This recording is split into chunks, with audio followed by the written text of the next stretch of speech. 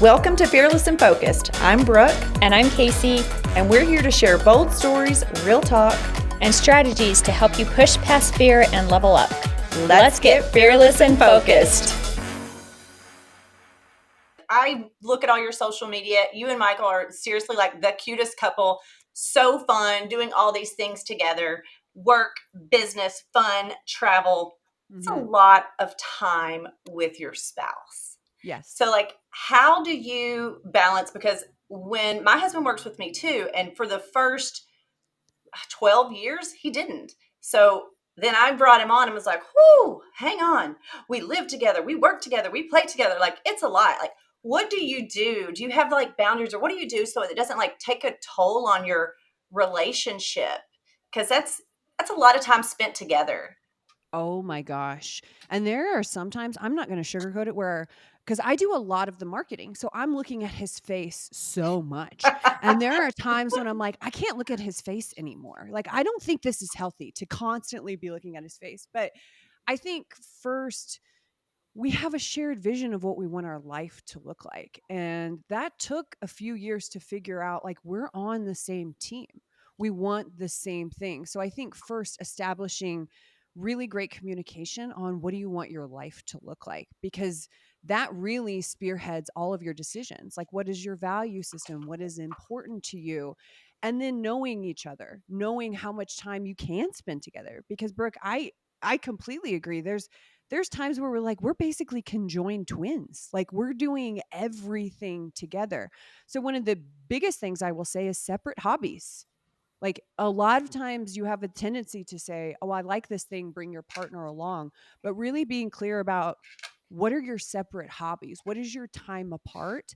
And what is your time outside of you as a couple? Maybe that's with your girlfriends. Maybe that's with something that you're trying to learn. Like, Michael's golfing right now. He's invited me multiple times. I'm like, it's not my thing. I don't want it to be my thing. Like, I think that it's great that it's your thing.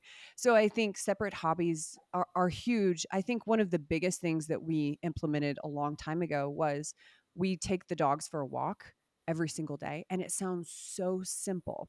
But when you work from home and you're constantly having this conversation about building a business and building a life, and there's a problem here and this person's not working out, and how do we get more customers? And that becomes the thing. Some of the best conversations that we ever had are when we're walking the dogs. We're outside of the house. We're moving our body. We're talking about something completely different. And every single day we'll say, what was the best thing that happened to you today? And then it allows us to really replay everything that happened that day. And we do a really intentional and great job about pulling those things and trying to create those moments for each other.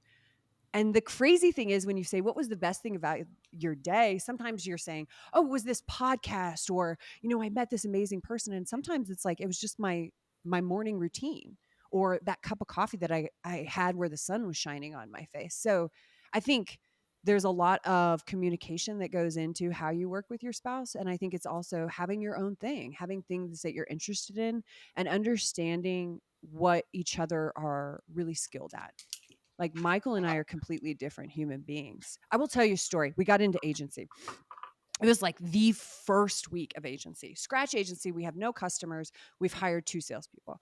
And my husband loves to cold call. Like, there is something sick about this obsession with cold calling. I'm like, why do you like people like yelling at you and rejecting you on the phone? Like, what is this? Does he need another job?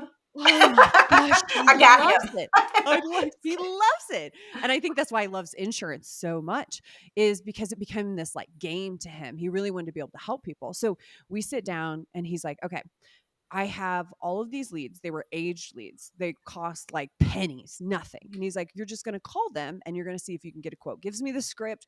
We go through the whole thing. I last maybe 30 minutes and I'm like, this is BS. I am not cut out for that. And that was a moment where I decided, okay, you know what? I'm going to tackle social media. I will figure out a way to go marketing online and get customers that way, but I can't cold call. So I think it was those lived experiences. And you know this, if you have a partner, you go through things and you go, you're really great at this. You're really great at this. How can we put our skill sets together? So these are just things that you just kind of learn along the way, Thanks for tuning in to Fearless and Focused. Remember, success is not about being perfect. It's about showing up, staying bold, and taking action. If you love this episode, don't forget to subscribe, leave a review, and share it with someone who could use a little inspiration. Keep chasing your dreams, staying fearless, and keeping your focus strong. Until the next time, stay Fearless and focused.